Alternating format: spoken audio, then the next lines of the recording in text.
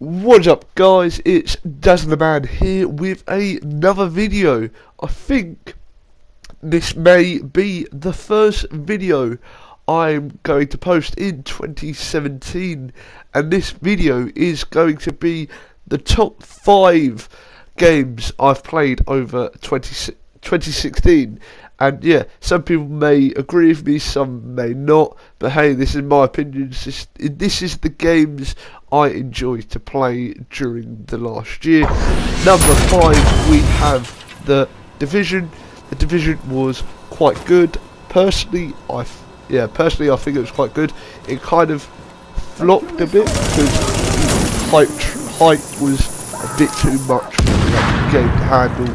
It had quite a lot of frame rate issues, and it was aesthetically it's a good game to play, but there wasn't much to bring you back, because I played it when it first came out and then stopped playing it for a couple of weeks and then came back, and there wasn't really much to pull you back into the game and get you interested into the game.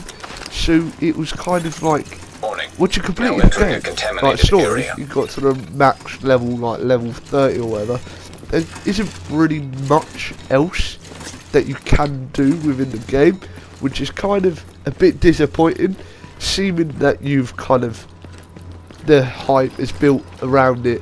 But it was graphically really good, because it's kind of built on New York and the skyline, and the skyline is really well represented. You've got the Times Square, the derelict Times Square, and yeah, it's kind of like a zombie-esque feel to it. You've got the parked cars everywhere, you've got like the chaos, and then you've got some dark alleys, or you've got some like open bits with like the massive buildings. So yeah, I feel like aesthetically it was quite good, but gameplay, it was a bit off, and there wasn't really much to pull you towards the game, and that's why I kind of rank it number 5, because I enjoyed the game looked really good, but there wasn't really much else to do in the game once you kind of completed the game. So yeah, that's number 5 on the list. In the number 4 spot, it is FIFA. I have a love-hate relationship with FIFA. I like playing it, but I'm terrible at it. I'm pretty say below average. Most of my friends are quite good at it. They've had it since like, I don't know, like FIFA 12 or FIFA 11 or whatever. But I started FIFA, I think the first game I had was FIFA 14, but I didn't get really into it until FIFA 15. So yeah, I'm relatively new to it. I've kind of got better, but not overly good, and that kind of frustrates me, because I've got a really good team, but I just do terrible. I've just got a mental block. I can't do good things with the team I've got, which really frustrates me, and that kind of, it doesn't help, because this FIFA's kind of gone towards more like pro stuff, like Foot Champions, which kind of, it's more towards the the pro players, rather than the like casual gamers, which some people might not be too good at the game, which kind of frustrates me, because I feel like the game should be quite level, but no, it's kind of like they're kind of more like thinking, oh yeah, we wanna try and make this a e-sport, well, what people call it. So yeah, that's kind of a frustration, because it does not seem like EA are trying to cater for the like casual gamers. There used to be the online tournaments, which I quite enjoyed to play now and again, just a break from the divisions. But no, they got rid of that, because no, we're gonna put Foot Champions, where you have to win 5 games to qualify for the weekend league, where you've got 14 games to win as many, which at first I don't think it sounds like a good premise, but the rewards are good, so it makes people want to play it. But if you can't get into it, it's kind of frustrating. So I feel like there should be like something.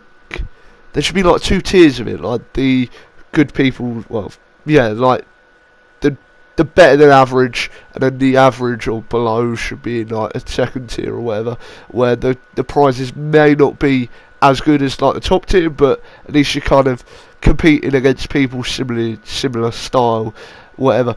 But however, the one thing I do enjoy that they have done is the squad builder challenges, because I'm kind of a hoarder of cards, and I kind of enjoy like having, like, it's kind of like an addiction. I kind of like to open packs, but I kind of like the thing of it's untradeable, so you don't have to keep them, but it's more of an incentive to keep them.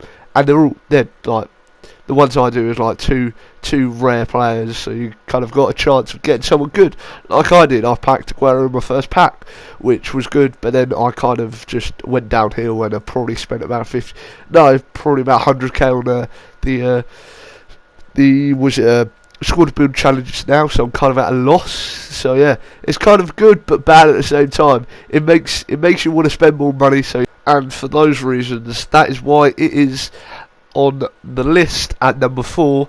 And let's see what is number 3 is UFC 2. Well, UFC 1 was really good. I thought it was good. The graphics were really good for the for the game, and EA Sports taking over the licensing and stuff.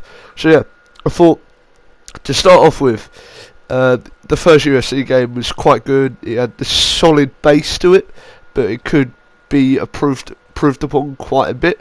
This game, it took the formula that the first one had and improved upon it quite well.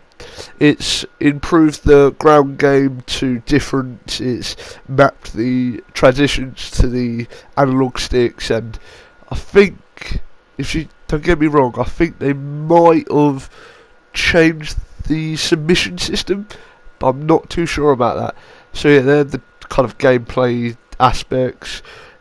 Graphically, it's really good, because the punches feel like they're connected.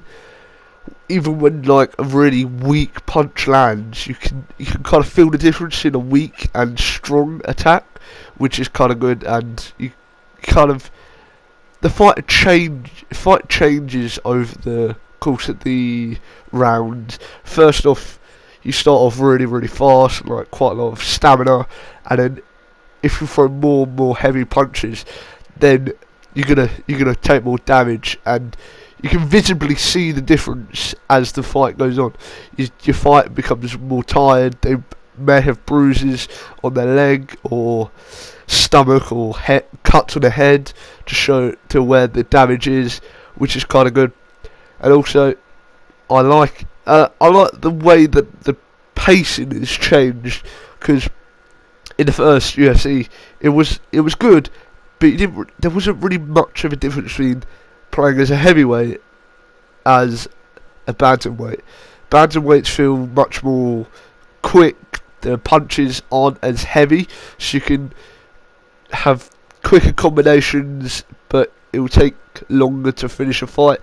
But heavyweights are more of a like a one punch finish, but it kind of, once you throw a punch, it takes a while for you to regain, and that's more.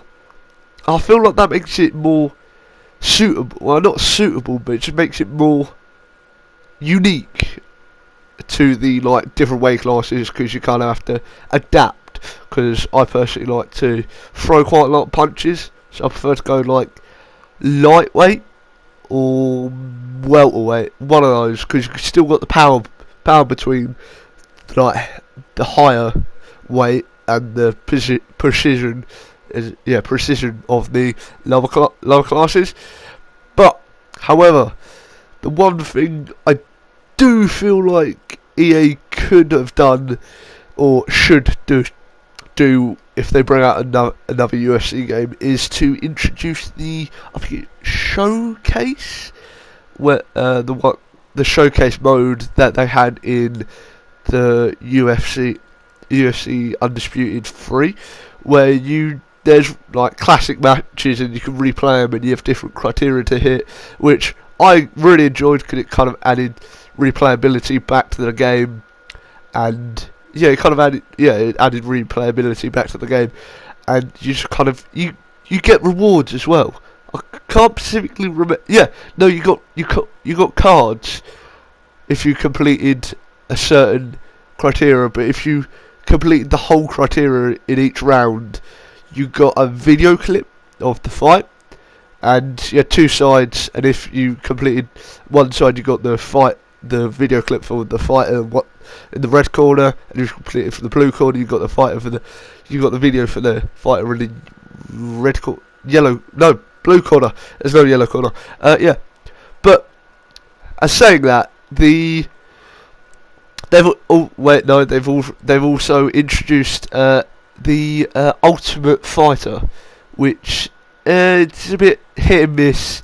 I feel they're trying to merge it and get more people to pay more money into the game, like FIFA, like Ultimate Team in FIFA, but that's not gonna happen.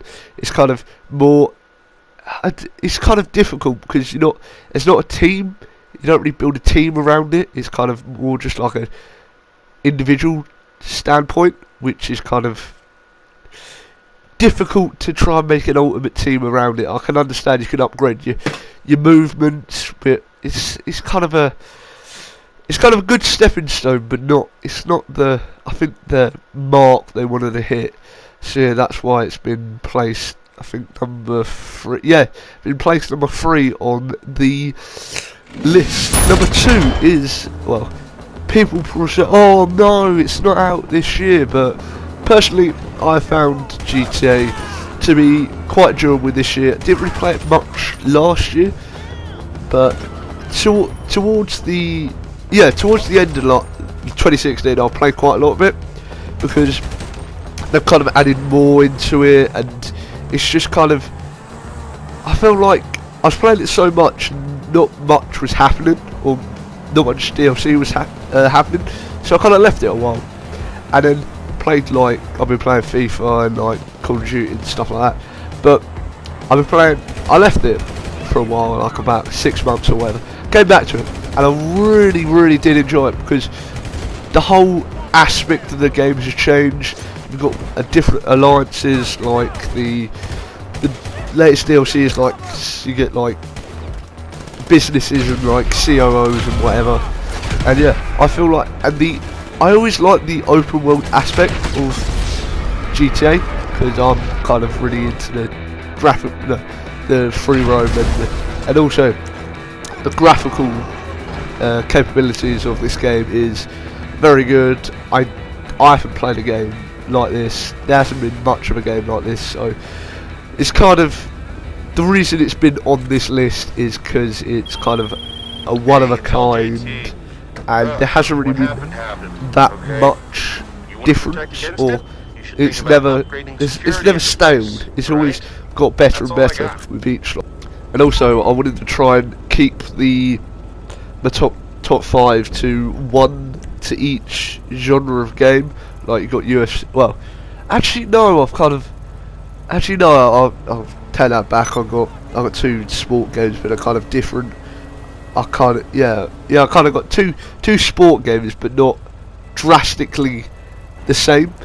So yeah, I think I may have contradicted myself there, but GTA is really good, and it's kind of very like, very like modern. It's based in a real time, but in a different, a fictitious setting. But it's kind of, it shows like the difference of the way people are like now towards, if you did look at the GTAs, the old GTAs, it was kind of modded towards the society in the game. So they've kind of adapted the societies to each game. So yeah, I'm gonna shut up. I'm waffling on about shit that's not even in the game and relevant. So yeah, let's jump on to the first. No, yeah, my top pick of 2016. The game. And that game is none other than Battlefield 1, and I absolutely enjoy this game so much. The graphics on this is unbelievable. I've kind of shifted from Call of Duty to Battlefield recently. The last Call of Duty game I did play was Advanced Warfare, and that was fun but not too much. And before this game came out, like 2 months before this game came out, I picked up Battlefield 4 and I absolutely enjoyed it. So yeah, that kind of influenced my stance on getting this game, and it has not disappointed me yet. There's been no graphical glitches, there's been no bugs, there's been no frame rate drops. Like some games there's quite a lot of frame rate drops, but this game is performed so well, and it keeps giving, because there's always kind of something to do, and there's kind of quite a lot of teamwork, and I kind of enjoy working towards something as a team, and it rewards you, because if you have because I play as a medic, because I kind of like the more tactical, and I kind of don't really, and plus I kind of take a lot of damage, so I like to heal people, and you get points for that, which is kind of good. And what else was I going to say about this game? The map range is very different. You can go from the